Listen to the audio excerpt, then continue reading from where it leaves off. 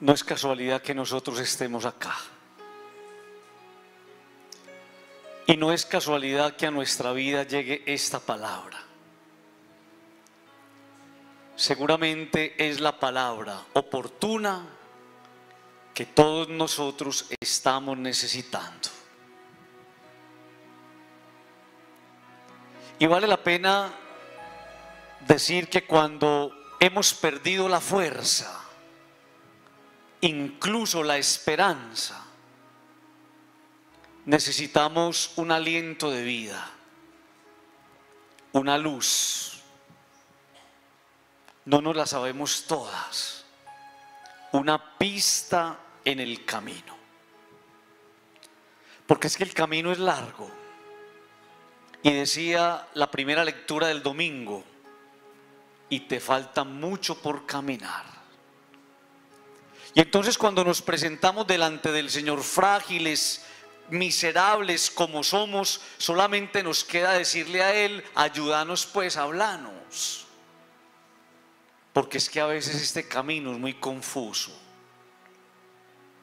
Y por eso desde la palabra de Dios que acabo de proclamarles, les quiero proponer 10 cosas, 10 puntos, 10 elementos, 10 pistas que nos ayudarán a enrutarnos para saber qué hacer, para aprender a discernir lo mejor en nuestra vida.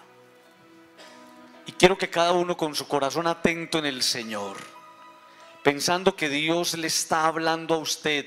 Dios no le está hablando a esta cantidad de personas en masa, no. Dios le habla a usted y me habla a mí, en mi angustia, en mi necesidad, en mi impotencia. Primera pista que nos da el Señor. Nos dice: hijo mío, cuando te acerques al temor de Dios, prepárate para las pruebas. Una persona no puede pensar que estar con Dios es estar libre de pruebas. Y es una advertencia maravillosa que nos hace el Señor. Estar con Él no significa vernos libres de problemas. Es que cuando una persona se acerca a Él, está muy cerca del diablo. ¿Sabe por qué? Porque el diablo te va a pisar los talones para que no te acerques a Él. El diablo, como león rugiente, está buscando a quien devorar. Por eso cuando uno se acerca al Señor, cuando uno incrementa la oración, cuando uno recibe la bendición, cuando uno empieza a vivir a la manera de Dios, empieza a vivir más los ataques. Y vale la pena entender entonces que elegir a Dios significa correr un riesgo muy bacano. ¿Cuál riesgo, Padre? Que inicias una batalla. Yo me meto con Él, pero cuando me meto con Él empieza una guerra tremenda. ¿Contra quién, Padre? Contra el maligno y contra las tentaciones. Y entonces el Señor en el camino, en medio de las pruebas, nos va haciendo entender una cosa maravillosa: que Él no nos va a garantizar un camino libre de obstáculos, pero sí nos va a garantizar que no nos va a dejar solos. Nos garantiza su presencia. Segunda pista, en esa lectura preciosa que les compartí, nos dice el Señor, porque conoce nuestra vida, conoce nuestro interior, conoce nuestros miedos, nuestros desvelos, nuestros trasnochos. Nos dice el Señor: mantén el corazón firme. Es que ese corazón a veces es un corazón supremamente cambiante. Mantén el corazón firme. Y yo recuerdo una lectura preciosa de la Sagrada Escritura de San Pablo, cuando nos dice que no tiemble vuestro corazón. Que no tiemble el corazón, mantenga ese corazón firme, que no tiemble. Padre, dígame cómo hago para que no tiemble mi corazón. Y me dice el Señor, crean en mí. Cuando una persona cree en Dios, el corazón empieza a experimentar una estabilidad extraordinaria. Que no tiemble el corazón. Necesitamos un corazón firme. ¿Firme en qué, Padre? En las promesas de Dios. Es que yo le hago una pregunta a usted que lo sostiene, a mí que me sostiene, si no es lo que Él nos ha dicho. A usted que lo sostiene, si no es la palabra de Él que nos invita a esperar en Él. Por eso cae uno en la cuenta que la firmeza la da la estabilidad. Y algo es estable cuando es sostenido. Si tu corazón está sostenido por Dios, tu corazón no va a temblar. Y déjeme le hago una pregunta. ¿A ti quién te sostiene? ¿Quién te está sosteniendo en este momento? ¿En quién has puesto tu fuerza? ¿En quién has buscado tu equilibrio? ¿En quién has depositado tu confianza? ¿En quién distinto a Dios? Tercera pista en esa lectura extraordinaria. Nos dice el Señor, sé valiente. Pues pucha, qué cosa tan linda. El Señor me está diciendo a mí, en mi prueba, sé valiente. El Señor te está diciendo a vos en tu prueba y en tu revés, sé valiente. La palabra valentía o valiente viene del latín valentis, que significa fuerte, robusto. Y miren qué cosa tan preciosa, que no tiene miedo. Padre, dígame por qué no tiene miedo. Porque está en las manos del que venció el miedo desde la cruz. Yo no puedo tener miedo, porque estoy en las manos del que desde la cruz venció el miedo, el mal, la muerte y la enfermedad. Padre, tan rico eso, me entender eso. Qué rico que lo entendieras. Que la valentía es una gracia que se concede a quien, Padre, a quienes creen y esperan en Él. Por eso no todo el mundo la tiene. Por eso uno en el camino de la vida encuentra tanta gente tumbada y derrumbada. Por eso uno en el camino de la vida encuentra tantas personas que se rindieron tan fácil. La valentía es una gracia que se le concede a los que creen y esperan en Él. Por eso ser valiente significa entender que hay alguien que está dando la pelea por mí. Por eso yo no me puedo derrumbar. Y por eso yo no me puedo patraciar. Y por eso yo no me puedo arredrar. Hay alguien que me dijo, déjame pelear pues por vos. Y ese alguien que no defrauda es el Señor.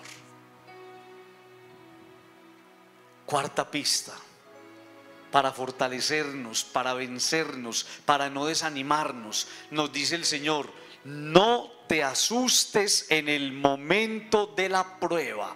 Yo no sé la prueba por la que usted está pasando, en su casa, en su vida personal, en su matrimonio, en su noviazgo, en su trabajo o en su empresa. No sé usted por qué está pasando, la verdad yo no lo sé. Pero Él sí lo sabe y le manda a decir, no te asustes en el momento de la prueba.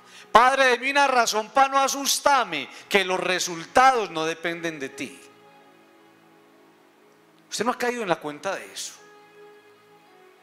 Es que hay alguien que está trabajando por usted. Hay alguien que madrugó hoy a trabajar en su problema. Padre, ¿y entonces qué pasa? Que yo me lleno de miedos, que usted no cree y no espera. Hay alguien que está trabajando en ti. Y por eso entendamos eso tan maravilloso. Los resultados en mi vida, en mis procesos, en las cosas que no entiendo, no dependen de mí. El control está en las manos de Dios. El día que ustedes y yo lo entendamos, que el control está en las manos de Dios, ese día ustedes y yo vamos a sufrir menos y vamos a vivir más. Dios es un experto en que, Padre, en los casos difíciles. Yo tengo un amigo que quiero mucho que vive aquí en la parroquia. Y cuando se presentan unos gallos aquí a nivel de arquitectura o a nivel de problemas en edificación o de linderos o cosas, pásame ese caso a mí, que es que esos son los que a mí me gustan, esos galludos.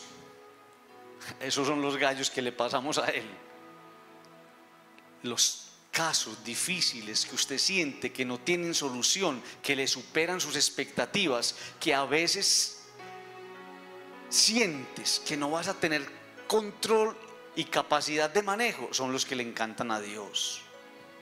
Por eso no te asustes en la prueba, porque hay alguien que lo hace mejor y no depende de vos. Quinta pista, qué cosa tan bella. Mire lo que me dice la palabra que yo acabo de escuchar: pégate a Él. Estoy pasando por una prueba, péguese a Él. Estoy pasando por una necesidad, péguese a Él. Siento que no soy capaz, péguese de Él. Me acabaron de diagnosticar una enfermedad, péguese de Él. Mi matrimonio se está desbaratando, péguese de Él. Me dijeron que me van a hacer esto, péguese de Él. Estoy amenazado, péguese de Él. Me están chantajeando, péguese de Él. Y por eso pegarse a Él significa que usted tenga claro qué significa pegarse a Él. Significa vencer la tentación de los fetiches y de las idolatrías. Nada de cosas raras, nada de untarse cosas, nada de meterse cositas por acá, nada de cosas raras. Pegarse a Dios significa solamente Dios. ¿Usted cree eso? ¿Ustedes creen eso? Solamente Dios. Y eso es lo que significa permanecer en Él. Me pego a Dios, permanezco en Él, solo agarrado de su mano, yo sé que voy a vencer. ¿Cuántas batallas perdidas porque usted se agarró de la mano de Dios, pero su otra mano estaba agarrada a otra cosa? Perdiste. Y es aquí donde vale la pena recordar lo que nos ha dicho el Evangelio. Permanezcan en mí, dice Jesús, porque sin mí nada podéis hacer. Me pego de Dios como la rama que se pega al tronco. ¿Por qué, Padre? Porque sin mí nada podéis hacer. Sexta pista, me dice la palabra: no lo abandones. ¿A quién? A Dios. No lo abandones. Porque, Padre, porque el amor verdadero, el amor fiel, el amor limpio del bueno sabe quedarse. No te alejes de Dios. No lo abandones. Yo no abandono a Dios, porque cuando abandono a Dios, muchas veces la vida termina abandonándome a mí, y es cuando siento que la vida me pone contra la pared. No lo abandones, porque lejos de Dios se enfrían las fuerzas y las motivaciones. Entra uno en un desgano que no provoca nada. No abandone a Dios. Es que no es justo que seas así con Él. Sin Él le ocurre a usted lo que le ocurren a los planetas que están más lejos del Sol. Son hielo.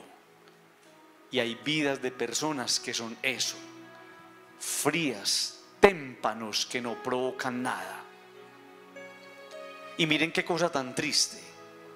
Abandonar a Dios significa abandonarse a la suerte de un mundo incierto.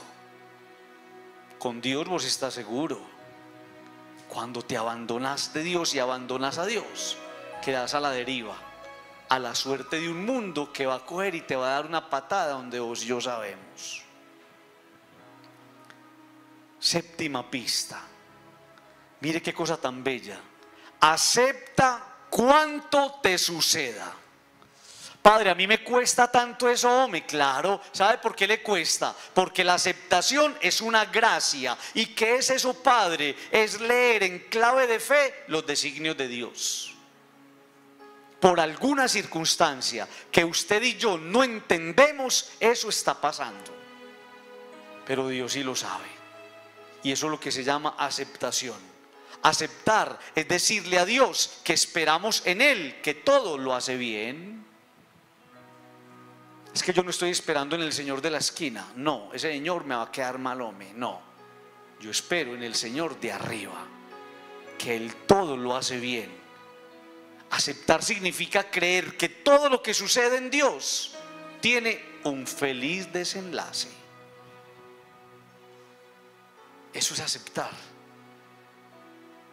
Aceptar lo que me sucede es entender que todo lo que sucede va a tener un feliz desenlace en Dios. Octava pista, me dice la palabra: confía en Dios. Confía en Dios. Qué cosa tan extraordinaria. No es fácil confiar. Qué cosa tan galluda, difícil. No es fácil, pero es la mejor salida. Es saber que puedes esperar en alguien. ¿En quién esperan los que no creen? No es fácil confiar, pero siempre en tu angustia, cuando el mundo te cierra las puertas, es la mejor salida. Es decirle a Dios: ¿sabe qué, Señor? Hágalo usted, hermano, porque estoy convencido que usted lo hace mejor que yo. ¿No le parece muy lindo eso? Eso es confiar en Dios. Hágalo usted, porque yo no soy capaz de hacerlo como tú lo haces. Confiar significa fiarse de alguien. Es la fiducia, es fiarse de alguien. Ese alguien no es cualquiera. Yo me fío de alguien, pero es que ese alguien no es cualquiera. ¿Cómo así, Padre? ¿Quién es? El que dijo que era el Salvador, hombre. ¿Cómo no vas a confiar en el que dijo: yo soy el Salvador, que ha venido a levantarte, a rescatarte, a salvarte de donde te metiste? Novena pista, dice la palabra, mire qué cosa tan linda. Esas cosas no me las inventé yo, es la lectura que les leí del libro del Eclesiástico. Espera en Él. ¿Por qué me cuesta tanto, Padre? Hombre, porque la esperanza es una virtud propia del que ha rasgado el velo de la incredulidad. ¿Sabe usted cuándo aprende a esperar? Cuando aprende a creer. Claro, yo creo en Él, rasgué el velo, y porque creo en Él, soy capaz de esperar en Él.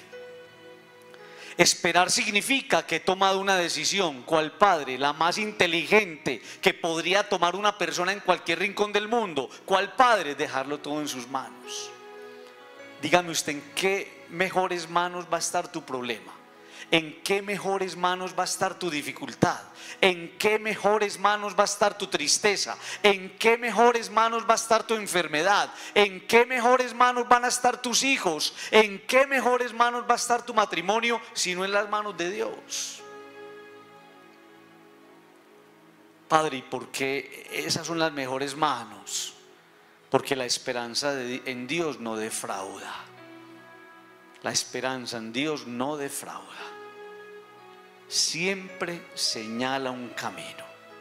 Cuando esperas en Él, se abre un camino promisorio.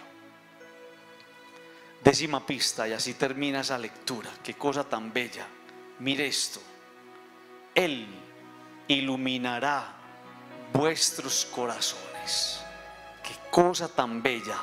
Después de todo esto, después de todos estos dolores, después de todas estas lágrimas, después de todos estos trasnochos y desvelos, Él va a ser capaz de iluminar tu corazón para que puedas ver la luz.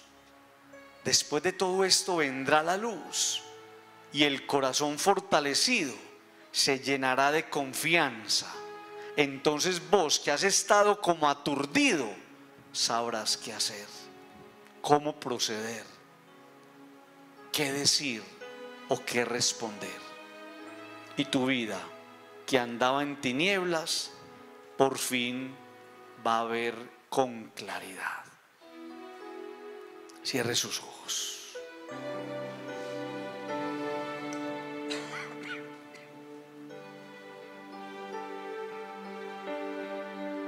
Con sus ojos cerrados. Le va a pedir al Señor esa gracia, ahí donde está. Señor, yo quiero esos 10 pasos en mi vida, los quiero ya, los necesito ya. Primero, necesito prepararme para las pruebas, porque te he elegido. Segundo, quiero un corazón firme. Tercero, quiero aprender a ser valiente. Cuarto, no me quiero asustar en las pruebas. Quinto, quiero estar siempre pegado a ti. Sexto, no me quiero abandonar, separar nunca de ti. Séptimo, quiero aprender a aceptar lo que sucede y leer ahí tus designios. Octavo, quiero aprender a confiar más. Noveno, quiero aprender a esperar.